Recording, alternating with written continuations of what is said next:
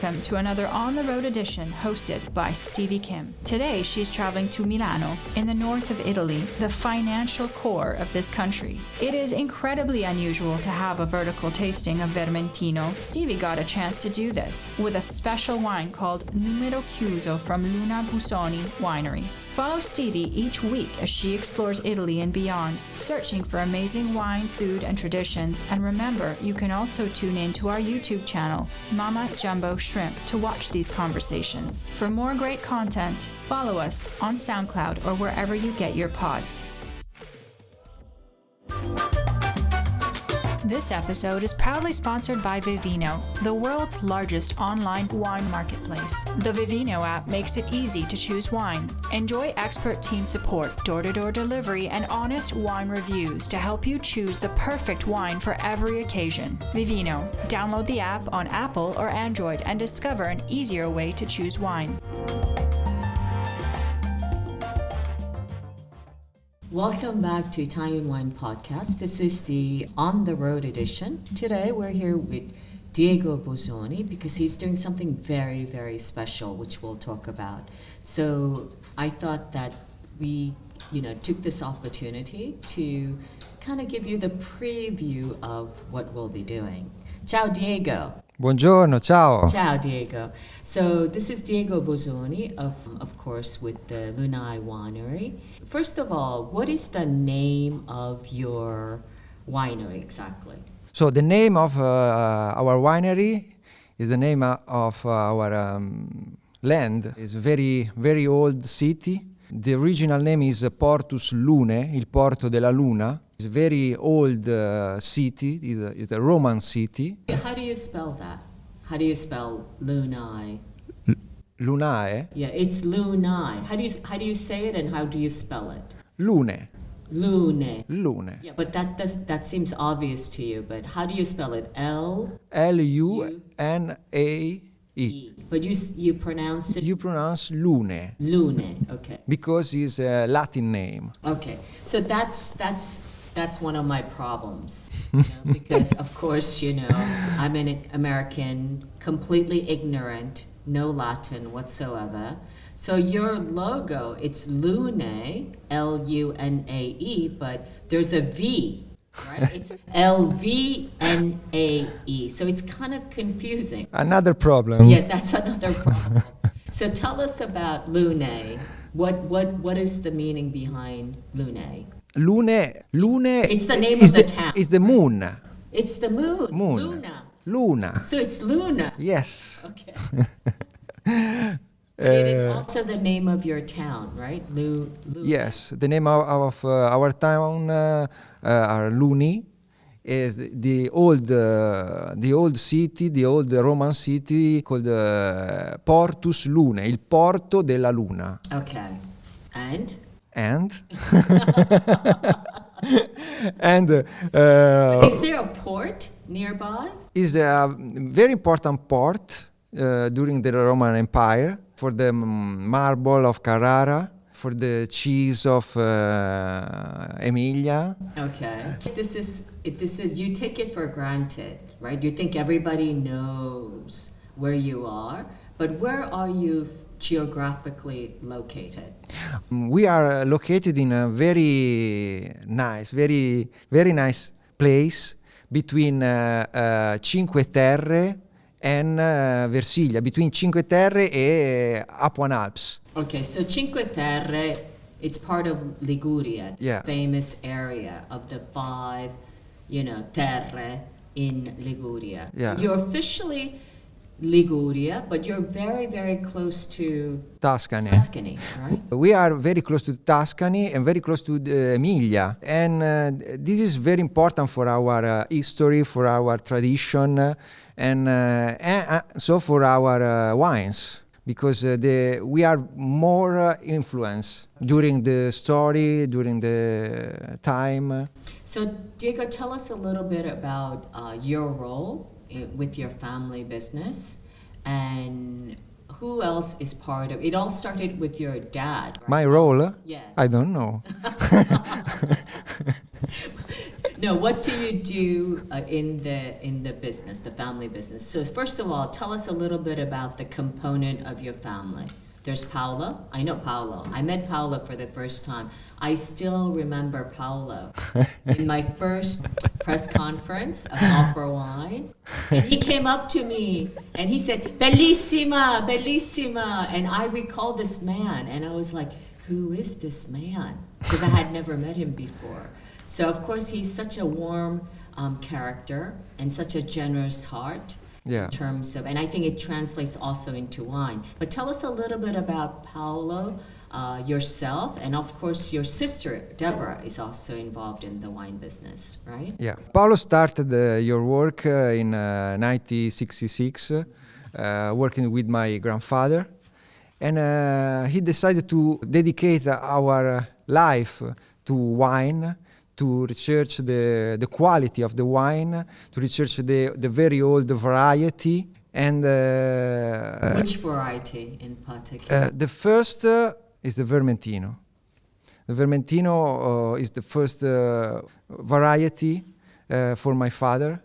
And this grape is now is very, very, very important for us, for the Colli di Luni DOC in general. During the time developed the winery, now we have 80 hectares. 80, located in Colli di Luni area. And we worked with big staff, and we are a big family. The concept of the family is our focus, is our idea. The family is very important for the winery, for our winery. And now we work with for the research of another very interesting variety, the Albarola, Pollera Nera, Vermentino Nero. Okay, stop. Okay, so Albarola. Albarola. Okay, what is the peculiarity of Albarola? What is the difference between Vermentino and Albarola? Albarola is very nice because are very good acidity, very fresh, very delicate, and the flavor is are more elegant. Green, aromatic herbs. More aromatic than Vermentino. No, it's more the same. Yeah, Similar. different flavor, different character. Because our listeners, they're a bit of a wine geek. What are the different flavors between Albarola and Vermentino? The aromas. Yeah, the Albarola are very, very nice for this type of the flavor. Aromatic herbs, lemon, green flavor. Mm-hmm. And the Vermentino depend of the soil, depend of the exposition, depend of the vintage. But usually white flower, flowers, aromatic herbs, yellow fruit, good sapidity, good elegance, good acidity, but depend of vintage. Yeah, and the position and the soil. Yeah. Okay, so getting back to your family. My family, we work with my father Paolo and my sister. Working? Yeah. What is he doing? I don't see him very much anymore. Right? It's like you've taken over with your sister, kind of I don't see him like going to events and stuff. She work in our winery in the Welcome Point, and Deborah work with for the people, for the tasting, for the visit of the winery, of the vineyard. In the vineyard. So is it safe to say that you're more on the winemaking side, the production side, the vineyard management side, and Deborah is more into the hospitality side? Yeah. Is that fair? That's how you divided the family business a bit? Yes. And what about Paolo? He's just sleeping? What is he doing? No, Paolo is around the winery. Forever. Every day, every time His presence is still very significant. Yeah, it's a satellite. And what about your mom? She's the real boss, right? She is the real boss. Because I always feel like, my personal experience is that the person I see the less in the family business is really the boss, right? And because I've never met your mom, your mother, I feel like she is the real boss. Yeah. Is that true? She's. But is she part of the business or not? Yes, absolutely. Wait, stop. Is she part of the administration? Yes. Oh my God, I knew it. Because it's the same story over and over again. It's like even the Gaia family. The real boss is the mother. The You mother. have the children, you have Angela, of course, but the real boss is the woman behind the big family. Absolutely. Yeah, so that's nice. So I'm going to kind of ask you about what we're doing here today, right? We're doing a special event. The first time you're doing this vertical event of this one particular wine, which is called Numero Chiuso. Yes. So of course, Numero Chiuso literally means closed number. Why did you give this label, this wine called Numero Chiuso? What does this mean? Because it's a very small production. Mm-hmm. How small is the production? 206. 206, that's really small. 2600. Oh, okay. So 2006. Okay. You can say 2600 or 2600. 2600. But that's still very, very small. Because what is your production of Vermentino, the regular line? The Vermentino in a different label. Yeah. In total is our more important production. But how many bottles do you produce? Sulle 100.000 bottiglie. So 100,000 bottles, Yeah. and only small percentage, 2.6%, right, is dedicated to Numero Chiuso. Yeah. So it's a very special label. Yes, and we produce this wine only in the best vintage. Mm-hmm. So not every year. No. Which were the years that you didn't produce Numero Chiuso? We didn't produce Numero Chiuso in 2012. And What happened in 12? Bad weather? yes, the production was more small, and we decided to dedicate our attention for our label. So you thought 2012 was not worthy in terms of quality to produce Numero Chiuso. Is that correct? Yes and no. 2012 is very strange vintage for us. Small production is more rain. It was rainy. Yeah. Rainy season. Because now tasting the old bottle of 2012, we have a nice surprise, because the wine evolving very very good for in this vintage. Oh, okay. But you didn't produce Numero Chiuso. No. Aha. È andata così. Okay. But tell us what we're doing. Were there other vintages that you didn't produce Numero Chiuso other than 12? 2014. 14. For Yeah. same reasons, more or less? Yeah. Kind of. Sì. That's it? Yes. Okay. I'm testing you. Okay, so today, so first of all, tell us what's special about Numero Chiuso. What is the difference between Numero Chiuso, why it's so special? What are the special characteristics of Numero Chiuso? The idea of this wine is the time, the evolving during the time, the evolution So during you the time. age it longer, the aging period? Yeah, this wine aging in one big bottle of 20 hectoliters for Just one. just one. Oh, I didn't know that. Okay. Yeah, for 1 year, 1 years and a half, Okay. and so we bottling the wine and aging in the bottle for another 1 year and a half. So now, in December, we started with the reselling 2018. Right. So the current vintage on sale is the 18. The- Because it takes three years basically. 18 months, and then additional 18 months, right? Sì. Okay, so 3 years. Yeah. So the current vintage in the market is 2018. Now we terminate the 2017. You finish the 2017, and we started with the selling the 18 in December. Ah, okay. Oh, you will start. Yeah. You haven't started No. yet. Okay. Alrighty.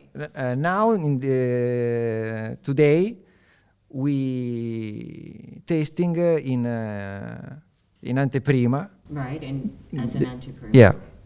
Okay, fantastic. But we'll be tasting also other wines, right? Yeah. The other vintages today. Yeah. Two a little surprise.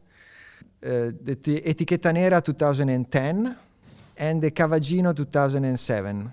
Yeah. And what are these? Tell me a little bit about these two wines. So Etichetta Nera is a very important wine for us. It's a very iconic label for So our is that your signature wine? more a representative wine. It's a selection of the Vermentino grape about the hills on the hills. Is very interesting the evolution on the time of the wine. This wine is fermented in stainless steel, and we started with the selling in April. It's very young, no? The concept is very fresh and very delicate wine, but the time is very interesting, very nice for this So wine. how many Vermentinos are you producing? How many different labels of Vermentino?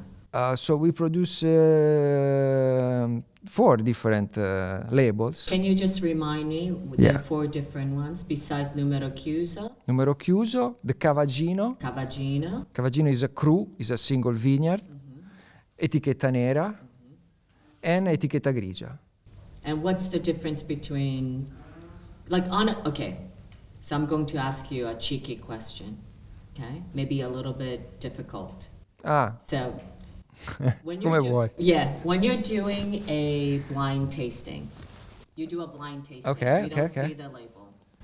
How can you tell the difference between the 4 different labels? ok. Cioè quello che senti nel bicchiere Sì, assaggiandoli alla cieca. sì, esatto. So the first Etichetta Grigia is very typical Vermentino. You can find the classic flavor of Vermentino in the Colli di Luni. Freshness, good sapidity, good balance, nice note of flavor, very, very, very easy to drink. Etichetta Nera is another experience because it's more long, it's more intense of the flavor the flavor and the taste is long, is intense. More intense, is more complex. We can find another type of the flavor, aromatic herbs, tropical fruit in particular vintage. That's because it's coming from a warmer sites? Because the different label born in different terroir. Right. Okay. Different sites. Different size. Etichetta grigia, born in the plan, On the floor. on the floor, on the and the etichetta nera on the hills. Okay. And what is the altitude of the hill ones? For etichetta nera to 200 metri, 200 meters. 200 meters, yeah. Okay. Different soil. On the plan we have alluvional soil. On the hills we are more stone, macigno, abbiamo un po' di arenaria. So different a different exposition. Yeah. On the hills we have very nice exposition during the day, good ventilation. So different. Even just the difference of 200 meters. Yeah. It's a huge difference. Yes, the character of our area, but in general, for the Liguria in general, is the diversity. The more we have more character, more diversity, different type of the soil, more different type of exposition, more different type of the vineyard. Mm-hmm. The vineyard is very small and located in a position different. You have many different parcels. Right? Yeah. All over your area. Yeah. We have 80 hectares, but in more different parcel, and more in different exposition. Okay, so we've gone over the gray label, etichetta grigia. Yes. So we've gone over Black the label. Black label. Then we have Numero Chiuso. E Cavaggino. Cavaggino. Yeah. And what about Cavaggino? Cavaggino is a single vineyard. Right. We Where is it located? In Lunae, very close to the winery, on the hills. Mm-hmm. It's very nice position, very nice soil.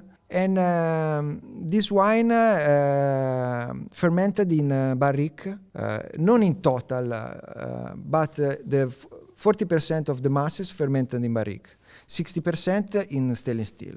And I know that, you're not supposed to ask this question, but it's because it's like, I know how the winemakers feel about their wines. It's like their children, right? Yeah. And not one label is, or one wine is better than the other. But have you got a favorite wine out of these four, Vermentino? Which is your favorite Vermentino? No. That's what I No. No. I love the four Vermentino because every label is different, and I love the character of different label. Okay, listen. So I don't know if you want to talk about this, but when I came to visit last time, you have a new project. You showed me like a new vineyard area. Sì. Can you tell us a little bit about that? It's absolutely fabulous. I think it's the most exciting project you've I think adventured into, and the location is absolutely gorgeous. Do you want to tell us a little bit about this new project you have? Yes, we buy a new property, very very nice position. Very very nice for the wine and for the wine and for the olive oil, but for the wines is very important area and very historical area. How big is it? First of all, it's quite high, right? It's on top of the hills. Yes, 220 metri. Yeah, it seems higher because there's nothing around it. Yeah. Right? So, and what are you planting? We planting the Vermentino. Oh, okay. What a surprise.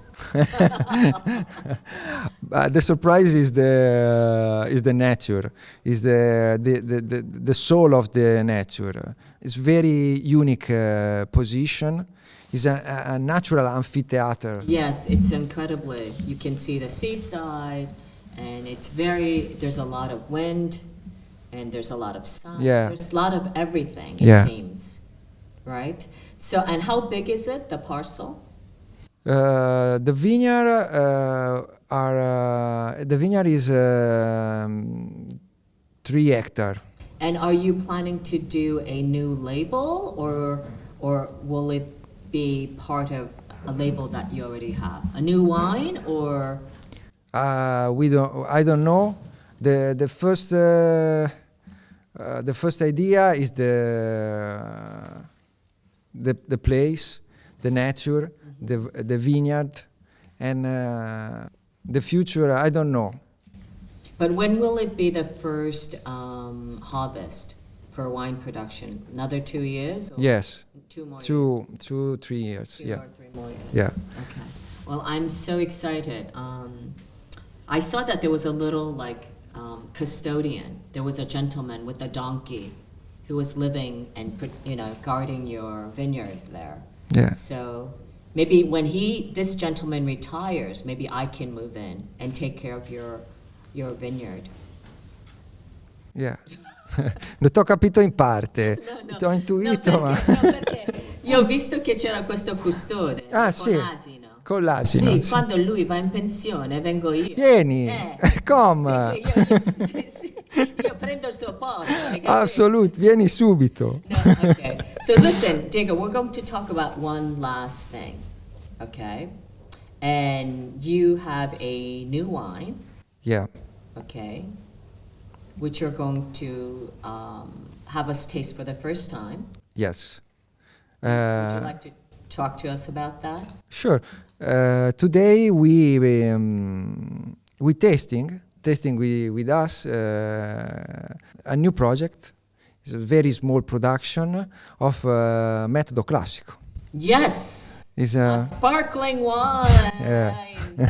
Right? You've been working on this for a very long time. yes, more work, study, and now. So what is the vintage that we'll be tasting today? When did you start? 2018. Okay, this is the 18. Okay, and tell us a little bit about the winemaking process. So it's a classical, traditional method, right? Yes, it's very classical classical method. We use for this wine 2 different grapes. Oh, okay. So not just Vermentino. No, we use Albarola e Vermentino, 50 and 50. Right. Okay, because Albarola is very, very nice for the acidity. So it's more acidic Albarola than Vermentino. Yes, just a little, yeah. 26 months sur lit, On the lease. on the lease, and now we tasting. And I'm so curious. yeah, me too. I can't wait to taste it. I'm so curious di avere un vostro parere, insomma, sono molto curioso. No, but do you? So, are you planning to do this? This is the 2018 vintage that we'll be trying, but you've continued the Yeah, process. sì, So sì. this is a new wine that you will be producing Yeah. every year. Yeah. And what is the quantity? 5.000 bottiglie, Oh, it's like 5,000. 5,000. You can just drink it at home every day. You don't need to sell the wine. And what is the price point? Are you actually selling the wine, or is it just a small experiment for the moment?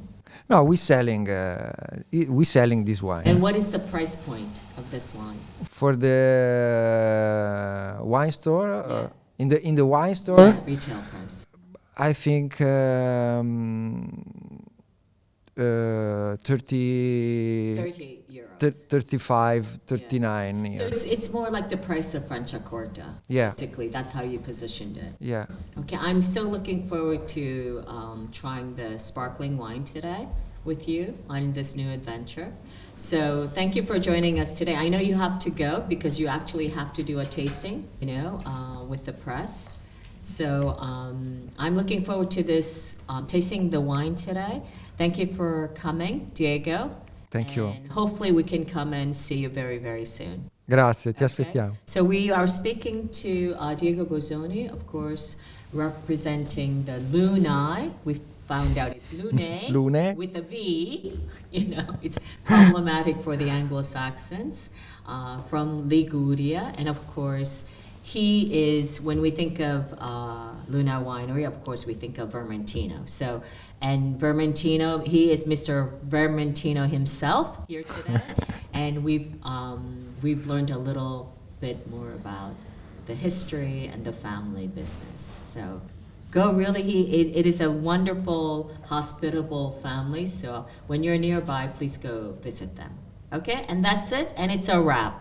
Ciao ragazzi. Ciao. Ciao, ciao. Ciao, grazie. Ciao. Listen to the Italian Wine Podcast wherever you get your podcasts. We're on SoundCloud, Apple Podcasts, Spotify, Himalaya FM, and more. Don't forget to subscribe and rate the show. If you enjoy listening, please consider donating through ItalianWinePodcast.com. Any amount helps cover equipment, production, and publication costs. Until next time, cin cin.